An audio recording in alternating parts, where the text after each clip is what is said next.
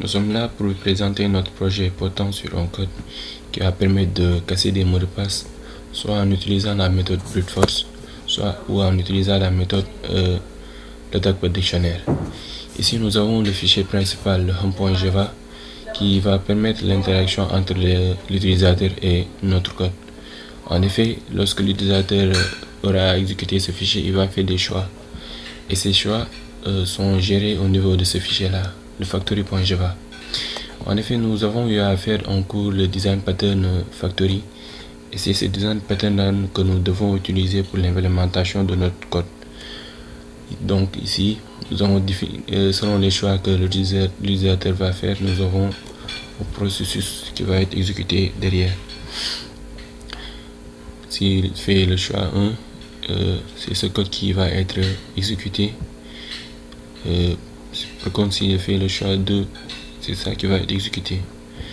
Maintenant, selon le code qui va être exécuté, nous avons ici le fichier password breakers qui va être, c'est le fichier où on a défini les différents algorithmes de craquage. Au niveau de la méthode d'attaque au dictionnaire avec mot de passe, on a un fichier dictionnaire.h qui est défini comme suit. Ici on a le mot de passe et le hash qui lui correspond. Ce hash a été généré avec l'algorithme de MD5. On a vraiment une base de données là. Maintenant, c'est sur ce dictionnaire qu'on va se baser pour faire l'attaque dictionnaire par mot de passe. Lorsque l'utilisateur va saisir un mot de passe en entrée, on va essayer de comparer ce mot de passe avec celui qu'on a au niveau de notre dictionnaire. Si on trouve le bon mot de passe, bon, c'est l'objectif.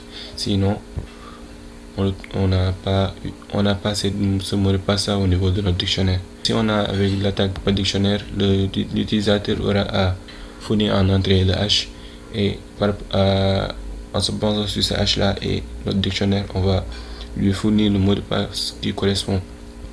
Du temps d'exécution va nous permettre de savoir lequel entre de ces méthodes est le plus efficace dans le craquage du mot de passe. Dans le fichier password breakers, on a aussi les méthodes brute force cracker et brute force. Brute force cracker va permettre de craquer un mot de passe et brute force va permettre de craquer un hash. Alors brute force cracker, qu'est-ce qu'elle fait? Elle va faire plusieurs combinaisons et pour chaque combinaison, elle va la comparer avec le mot de passe qui a été saisi. Par exemple, là, elle prend un paramètre, le mot de passe qui a été saisi, un tableau et la variable position qui va parcourir le tableau chaîne.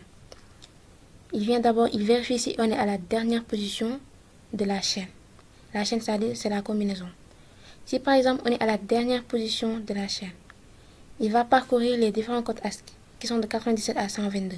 Maintenant, pour chaque code ASCII, on va décoder ce code, c'est-à-dire qu'on va retourner sa correspondance en lettres minuscules et on va l'affecter à chaîne position.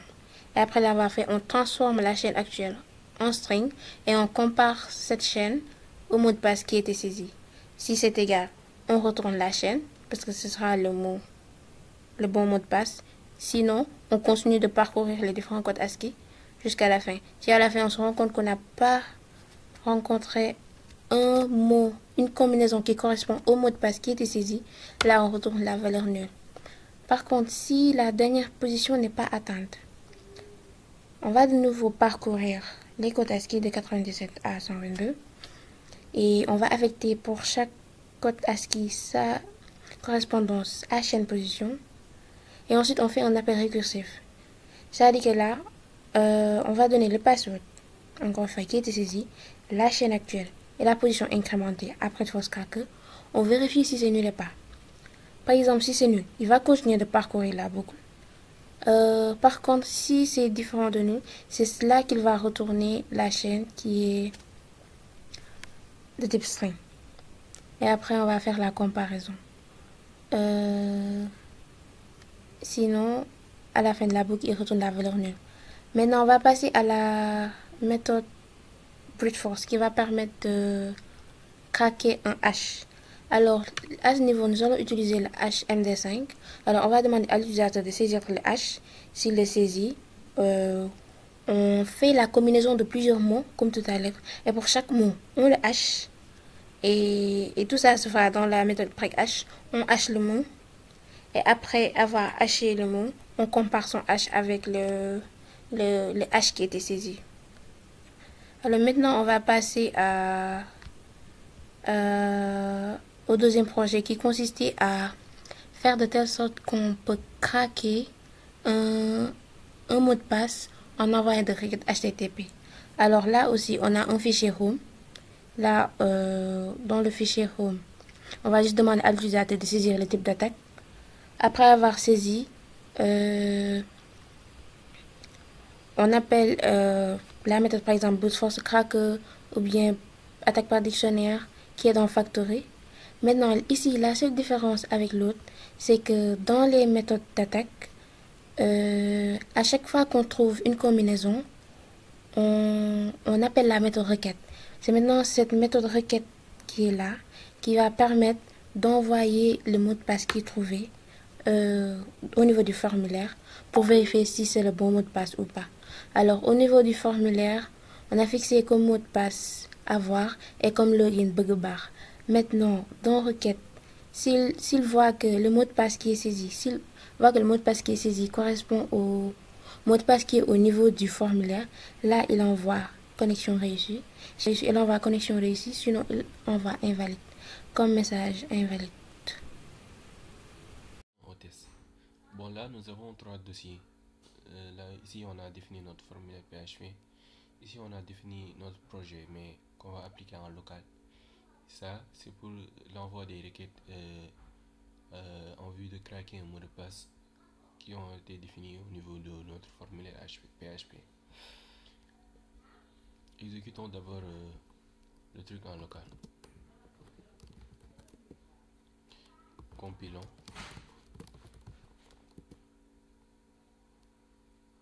Exécutons maintenant.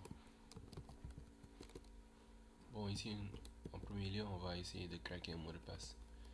Par exemple, je vais prendre passer comme mot de passe et la méthode d'attaque par dictionnaire.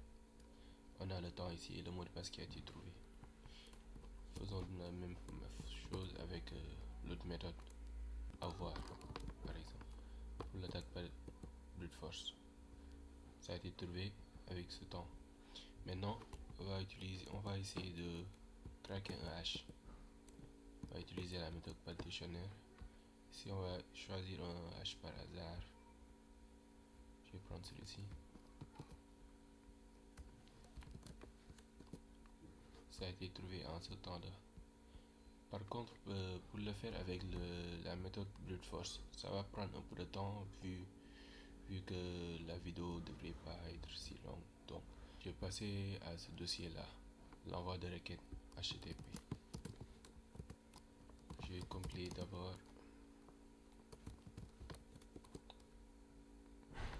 Maintenant, je vais exécuter. Il faut savoir aussi que nous avions copié le fichier formulaire.php dans notre dossier var 3w.html. Ici, on va utiliser d'abord l'attaque par dictionnaire. Il faut savoir aussi qu'on avait fixé le mot de passe à avoir et le login à bugbar. Vous voyez le résultat, la connexion a été réussie. C'est ce message-là qui a été renvoyé. Et le mot de passe, le temps aussi. Il n'y a pas besoin du hash ici. Ça va faire des différentes combinaisons jusqu'à trouver le avoir et ainsi se connecter sur la page PHP. Ça va prendre un peu de temps, mais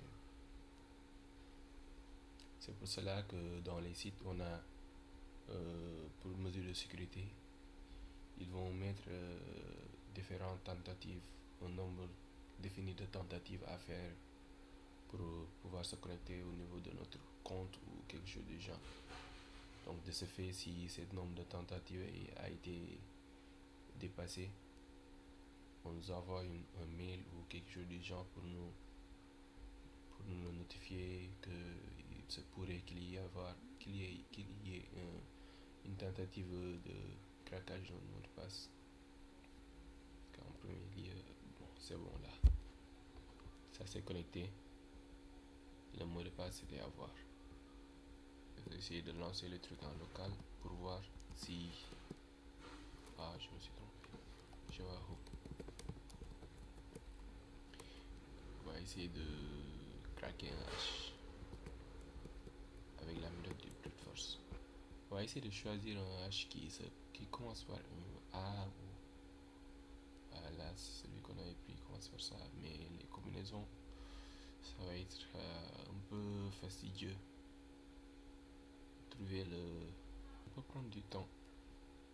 Parce que là, ça a fait toutes les combinaisons possibles. Jusqu'à trouver le dernier. Et ça va prendre un peu de temps. Donc on va stopper la vidéo ici. Merci de votre aimable attention, d'avoir suivi cette présentation de notre projet concernant le cassage du mot de passe avec les différentes méthodes de brute force et de attaque par dictionnaire.